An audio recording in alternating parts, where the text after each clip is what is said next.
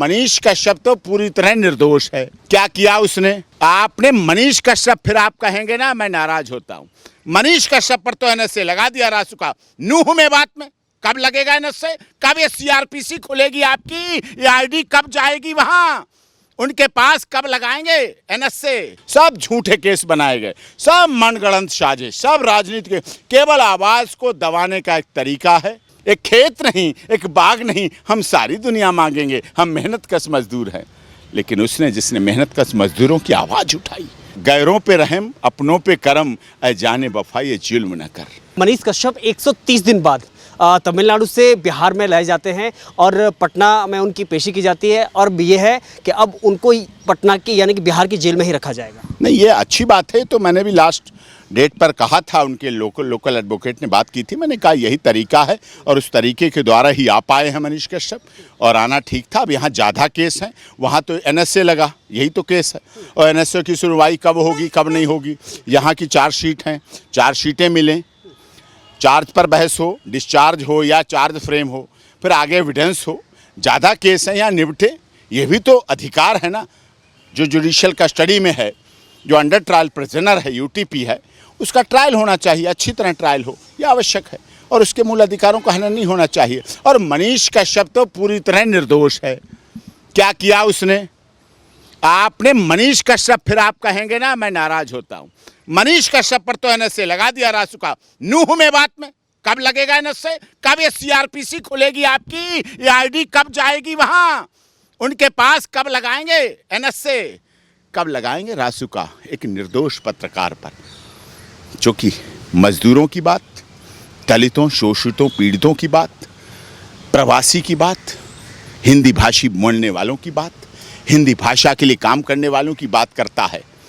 उसके पे तो एनएसए, गैरों पे करम अपनों पे गैरों पे रहम अपनों पे करम, ऐ जाने वफा ये जुल्म न कर। जो गैर हैं उन पे तो लुटाए जा रहे हैं आप, प्यार लुटाए जाओ। और जो पत्रकार है, अपना है, हिंदी भाषी, भारत का रहने वाला, बिहार का रहने वाला, सन ऑफ बिहार, बिहार की बात करता है, बिहार के लोगों के दुख दर्द को झेलता है, बिहार की पत्रकारिता करता है, बिहार के रोजगार दिलाने की बात करता है, बिहार के महिलाओं, बिहार के बुजुर्गों, बिहार के बच्चों, बिहार के अस्पतालों, बिहार के पुलों, बिहार के नदी नालों, बिहार के गंदी गलियों को सही करने के लिए जो काम करता है, उस पर एनएसए, उस पर रासुका, उस पर जेल, उसकी बेल भी नहीं, उसके लिए केस भी इकट्ठे नहीं होंगे, उस पर कोई एंट्रिम राहत भी नहीं। उसे ऐसी जेल में रखा गया था इतने दिनों, जहाँ हिंदी भाषा बोलने वाला नहीं, नॉर्थ इंडियन खाना खाने वाला नहीं, हार्डकोर क्रिमिनल के साथ रख दिया। अब मुश्किल से आपसे आ पाया यहाँ। अब अच्छी बात है यहाँ जेल में रहे और ट्रायल हो और उसकी कंप्लायंस हो, और उसके सारे केस, मुझे पता है सारे केसों में निर्दोष साबित होगा। वो सब राजनीति से प्रेरित हैं, सब झूठे केस बनाए गए, सब मनगढ़ंत साजिश, सब राजनीति के केवल आवाज को दबाने का एक तरीका है। मीडिया बोले ना, छोटा पत्रकार डर जाए, बड़ा पत्रकार को वैसे डरा दो, छोटे पत्रकार को जेल में भेज के डरा दो, बड़े पत्रकार को अपने में शामिल कर लो, उनको शेयर होल्डर बना लो। ये गलत है, देश के लिए गलत है, समाज के लिए गलत है, लोकतंत्र के लिए गलत है, संविधान के लिए गलत है, और इस देश के गरीब, दलित, शोषित, पीड़ित, मजदूर, मजलूम के लिए गलत है, हिंदी भाषी लोगों के लिए गलत है।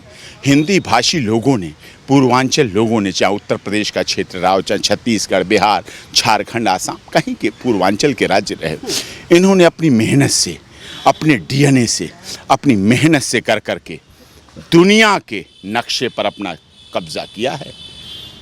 बेईमानी से नहीं, धोखेधाड़ी से नहीं, छल से नहीं, फरेब से नहीं, अपनी मेहनत कश। गाना तो गा देते हैं, हम मेहनत कश मजदूरों से हम अपना हिस्सा मांगेंगे। एक खेत नहीं, एक बाग नहीं, हम सारी दुनिया मांगेंगे। एक खेत नहीं, एक बाग नहीं, हम सारी दुनिया मांगेंगे। हम मेहनत कश मजदूर हैं।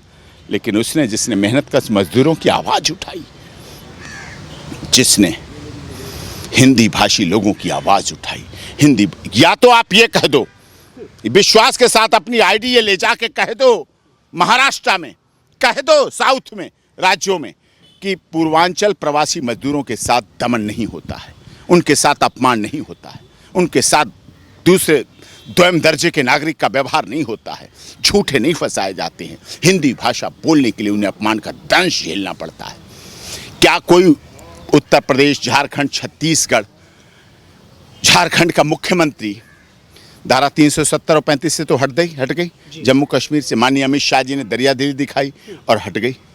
क्या कोई ऐसा मुख्यमंत्री है जो अब तो 370-35 से नहीं, एक झंडा, एक निशान, एक विधान, एक दिशान, जहां हुए बलिदान मुखर्जी, वो कश्मीर हमारा है, हो गया था, हो गया, निश्चित हो गया। लाल चौक पे झंडा फहरा रहा है। क्या रावी, ताप्ती, झेलम और चिनाब नदियों में छठ पर्व पे कोई हमारे पूर्वांचल राज्यों का मुख्यमंत्री वहाँ छठ पर्व मनाने की हिम्मत करेगा? जाएगा? क्यों नहीं जाएगा जब लद्दाख के हाई कोर्ट का निर्माण पूर्वांचल के मजदूर करते हैं, जब जम्मू कश्मीर के अंदर अटल टनल बनती है, विश्व की सबसे बड़ी टनल बनती है, उसको हमारे पूर्वांचल प्रवासी मजदूर अपने खून पसीने से नहीं, सर्वोच्च बलिदान देकर उसको तैयार करते हैं। क्या उन रावी, ताप्ती और झेलम नदियों में सूर्य भगवान तो उनके भी हैं, हमारे भी हैं। क्या वहाँ कोई पूजा करेगा? क्या कोई वहाँ अर्चना करेगा? क्या कोई सूर्य के भगवान में खड़े होकर अर्घ देगा? महिलाएं तो वहाँ भी हैं, प्रवासी हैं, पूर्वांचल हैं। जब मुख्यमंत्री जाएगा शायद उनका हौसला बढ़ेगा। लेकिन निश्चित मानिए, मनीष का शब्द छूटेगा उसे मैं जरूर भेजूंगा, जम्मू भी भेजूंगा, लद्दाख भी भेजूंगा, लेह भी भेजूंगा, और वहाँ प्रवासी मजदूरों के साथ सूर्य भगवान का पर्व जो दुनिया में मनाया जाता है, सूर्य भगवान का पर्व छठ वहाँ मनाएगा। बिहार की बात करते हैं, जिसने नालंदा यूनिवर्सिटी थी, जब पूरी दुनिया में यूनिवर्सिटी नहीं थी, नालंदा तब थी। अमेरिका की कैलिफोर्निया यूनिवर्सिटी बाद में बनी, नालंदा पहले की बनी हुई, सबने देखी। डॉक्टर राजेंद्र प्रसाद सबने देखे, चंपारण का आंदोलन सबने देखा, गांधी जी बिहार में रहे सबने देखे। सोना, अभ्रक, मैग्नीज, खनिज, तांबा, लोहा, पेट्रोल सब जानते हैं, निकलता है पूर्वांचल से। सबको पता है हमारे आईएएस, आईपीएस टॉपर घर निकलते हैं, अपनी मेहनत से निकलते हैं। लेकिन फिर भी एक बिहार का व्यक्ति हिंदी भाषी लोगों की बात कर दे तो बहुत गुनाह, नेशनल सिक्योरिटी के लिए खतरा। जो गोलियां चलाते हैं उनकी बचत की बात करते हैं, जो गोलियां चलाते हैं उनके मकानों की सुरक्षा की बात ऑनरेबल हाई कोर्ट करता है। चलिए, अच्छी बात कर दी आपने, लेकिन मनीष कश्यप की मां की बात कौन करेगा? मनीष कश्यप के उस सैनिक पिता की बात कौन करेगा? मनीष कश्यप के उस भाई की बात कौन करेगा? मनीष कश्यप को चाहने वाले उन वृद्धों की बात कौन करेगा जिनकी वृद्धावस्था पेंशन दिलवाई? मनीष कश्यप की बात कौन करेगा जिन छात्रों को उसने दाखिले करवाए? उनकी बात कौन करेगा? उनकी बात भी करने वाला होना चाहिए। सर, एक आखिरी सवाल, जब आरोपी मनीष कश्यप को बिहार में लाया गया तब बड़ी पुलिस सुरक्षा के बीच में लाया गया, लेकिन इस बीच में उनके ऊपर पुष्प वर्षा कुछ ऐसे हुई जैसे कोई बिहार में हीरो आ गया हो। हाँ, हीरो तो है ही, क्यों नहीं हीरो है। जो सबकी आवाज़ बनेगा, जो लोगों के दिलों में धड़केगा, जो लोगों की बात करेगा, वही देश पर राज करेगा। जो लोगों की बात करेगा, जो समाज की बात करेगा, जो पूर्वांचल की बात करेगा, जो हिंदी भाषी बातों की बात करेगा, जो लोकतंत्र की रक्षा की बात करेगा, वही देश पर राज करेगा। देखिए, अभी तो मनीष कश्यप आरोपी है ना। ये आरोपी हैं, आरोपी वैसे ही हैं जैसे अंग्रेजों के समय भी लगते थे केस। चंद्रशेखर आज़ाद, भगत सिंह अंग्रेजों के समय के आरोपी थे, अंग्रेजों के निशाने पर थे, लेकिन ये आज के लोकतंत्र के आरोपी हैं और इनकी जीत होगी। सत्य परेशान हो सकता है, पराजित नहीं होगा।